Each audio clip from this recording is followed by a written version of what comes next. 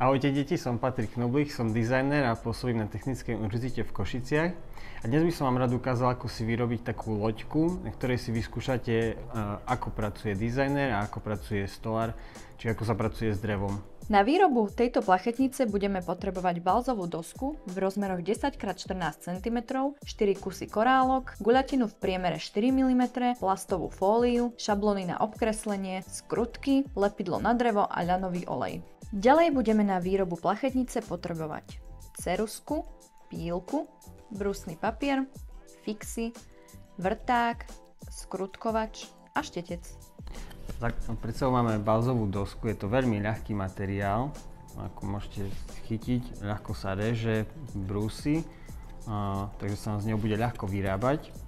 My si z neho vyrobíme tú loďku, takže použijeme maketu, ktorú máte takisto v krabici a obkreslíte si loďku ceruzkou na dosku. Na jednu dosku by vám mali vojsť dve loďky. Môžete si vybrať maketu, ktorú chcete, ktorá sa vám naviac páči.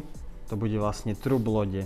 Na jednu dosku vám vojdu dva trupy. V tomto projekte používame práve balzové drevo, ktoré je veľmi mäkké a ľahké. Pochádza zo Strednej Ameriky a je veľmi obľúbené u modelárov, keďže sa jednoducho opracováva, brúsi a reže.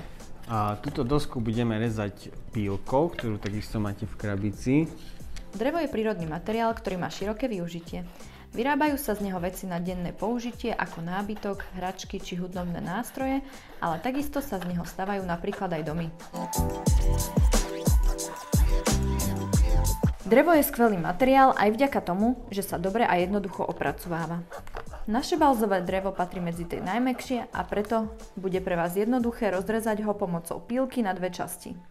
Na rezanie a pílenie dreva sa používajú rôzne nástroje, od ručných píl, ktorých je obrovské množstvo, cez motorové alebo kotúčové píly.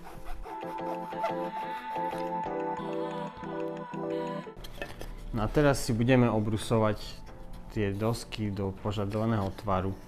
Čiže ten predný cíp si vybrúsime brusným papierom. Brúsenie, rovnako ako pílenie a rezanie, patrí medzi základné postupy opracovania dreva. Brúsením vieme z dreva odstrániť nechcený materiál, ale takisto zabrúsiť hrany alebo vyhladiť povrch dojemna.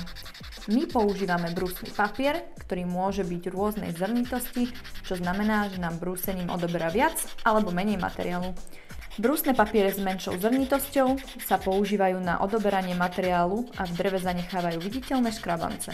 Naopak brúsne papiere s vyššou zrnitosťou sa používajú na vyhladzovanie povrchov. Na brúsenie existujú aj rôzne elektrické prístroje, ako je pásová brúska alebo rotačná brúska. Žiaľ, často sme svedkami neekologického výrubu celých lesov, ktorý sa deje nielen vo vzdialených pralesoch, ale aj v našich končinách. Ak je však získavanie dreva rozumné a šetrné k prírode, drevo môžeme radiť k najekologickejším tzv. Obnoviteľným materiálom. Druhy dreva sa od seba odlišujú nielen vzhľadom, ale aj svojimi vlastnosťami, ako je napríklad tvrdosť.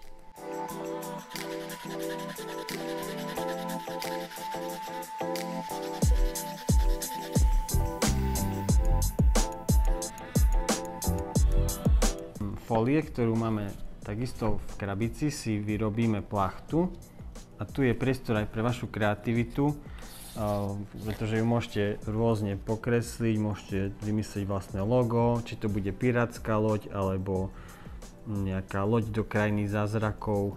Poznáme tvrdé drevo, napríklad agát, dub alebo buk, ale tiež mäkké drevo, ktorého zastupujú ihličnany, ako je borovica, smrek alebo aj balza.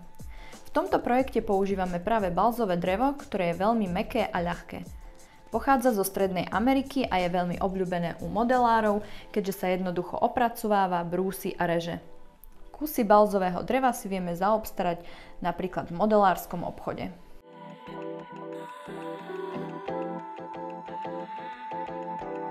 V strede tejto plachty musíme vytvoriť dierky na sťažeň. Na tento obdĺžnik si nezabudnite obkresliť, kde budú dierky podľa makety. Čiže tu nemáme teraz.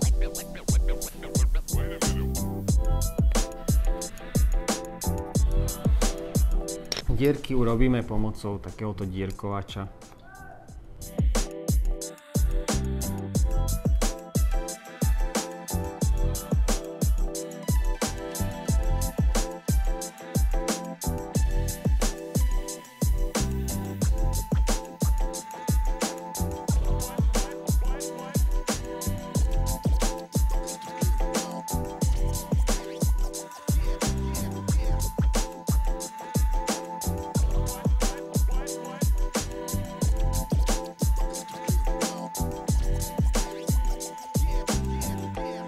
Do tohto štvorčeka si vyznačíme stred, a to tak, že urobíme uhlopriečku s ceruzkou. Vrtaním vieme v dreve vytvoriť potrebné diery alebo otvory. Na tento účel sa používajú rôzne mechanické alebo elektrické vrtáky a vrtačky. Nástroj, ktorý používame my, sa volá nebožiec.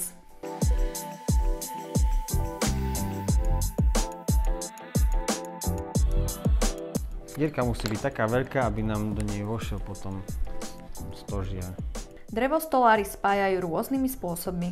Najbežnejšie sú klince, no my dnes použijeme skrutky, ktoré sú rozoberateľným spojom. Skrutka bola vynájdená pred vyše 2000 rokmi, no na spájanie sa používa zhruba 500 rokov. Pomocou skrutkovača sa samorezné skrutky zavrtajú do dreva. Existuje veľa rôznych typov skrutiek, ktoré sa delia podľa využitia, druhu závitu a typu hlavy. Poznáme napríklad skrutky so 6-hrannou, polguľovou alebo valcovou hlavou. Medzi najbežnejšie skrutky podľa využitia patria skrutky do dreva, strojové skrutky s maticou alebo skrutky do plechu. Podľa drážky, ktorou ich skrutkujeme, rozlišujeme skrutky s plochou drážkou, s vnútorným 6-hranom alebo s krížovou drážkou, s ktorou sa stretneme najčastejšie. Skrutky si môžeme zadovážiť v železiarstve.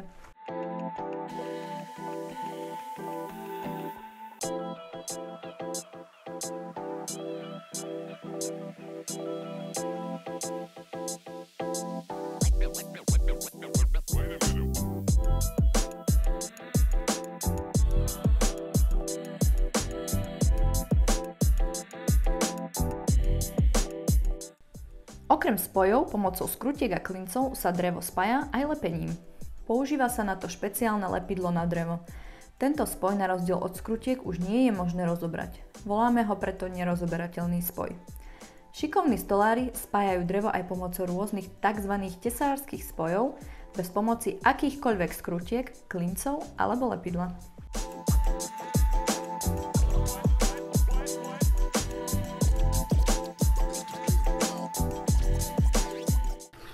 Teraz si pripravíme plachtu lode.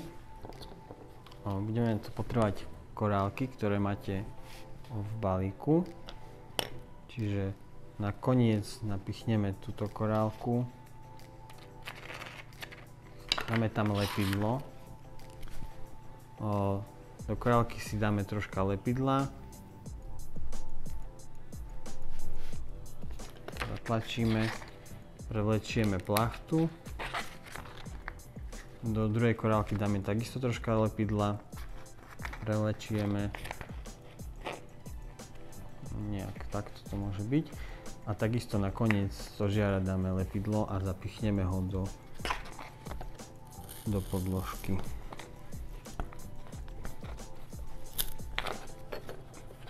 Do diery, ktorú sme mali predvrtanú. Keď máme loďku hotovú, tak si môžeme naolejovať, čo je vlastne ochranná povrchová úprava dreva, aby bolo drevo odolnejšie voči vode alebo iným poveternostným vplyvom. Na povrchovú úpravu dreva sa používa napríklad ľanový olej. Drevo môžeme ošetriť aj moridlami, lakmi, lazúrami alebo voskami. V predajniach s farbami a lakmi nám vedia poradiť so správnym výberom náteru. Záleží na tom, ako má finálny povrch vyzerať a či bude výrobok vo vnútri alebo vonku. V exteriéri bude musieť drevo odolávať vlhku, mrazu, vysokým teplotám, slnku, ale aj drevokaznému hmyzu. Správnym náterom tak vieme výrazne predĺžiť životnosť svojho dreveného projektu.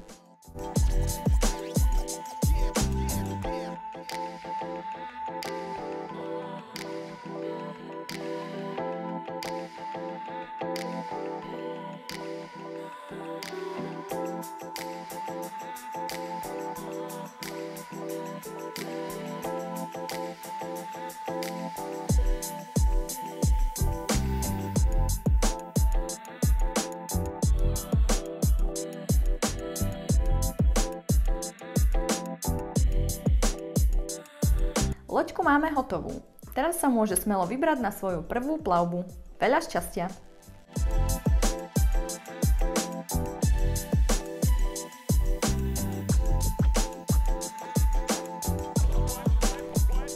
Naša loďka pláva aj vďaka tomu, že je z dreva a je to veľmi ľahké drevo, takže pláva veľmi dobre na vode.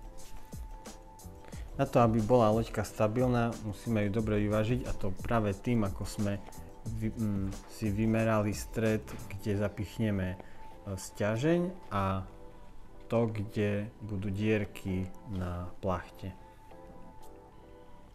Moje meno je Richard Kitta a som prodekán na Fakulte umení.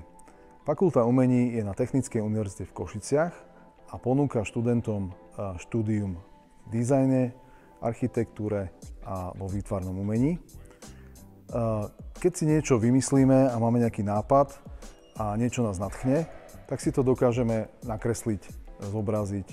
A dnes máme množstvo nástrojov a zaujímavých spôsobov, ako vlastne svoju myšlienku zobraziť, alebo zhudobniť, alebo zmateriálniť, hej? Keď hovoríme o nejakej soche napríklad. A tieto veci môžeme urobiť pre seba, alebo ich môžeme urobiť pre niekoho iného. Môžeme ich urobiť pre množstvo ľudí, alebo len pre našu mamu, otca, kamaráta alebo kamarátku. A tento projekt, ktorého sme sa vlastne zúčastnili spolu s Kitchem, znamená, že vy ako tvoriví ľudia, mladí a šikovní, dokážete vlastne tvoriť spoločne alebo individuálne projekty a diela, ktoré majú nie len ten umelecký náboj, ale sú aj niečím užitočné a môžu byť samozrejme okrem toho, že sú hravé, môžu byť aj veľmi prospešné a zároveň ukazujú na to, že aký zmysel vlastne má aj naša fakulta umení a v tom celom, ako vy sa dokážete rozvíjať a pre budúcnosť prinášať rôzne ďalšie inovácie. V umení je to niekedy ako v športe.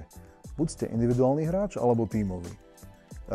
Tímové projekty, na ktorých sa podieľajú viacerí hráči alebo umelci, majú okrem toho, že sú veľmi hravé, aj svoju vlastnú pridanú hodnotu.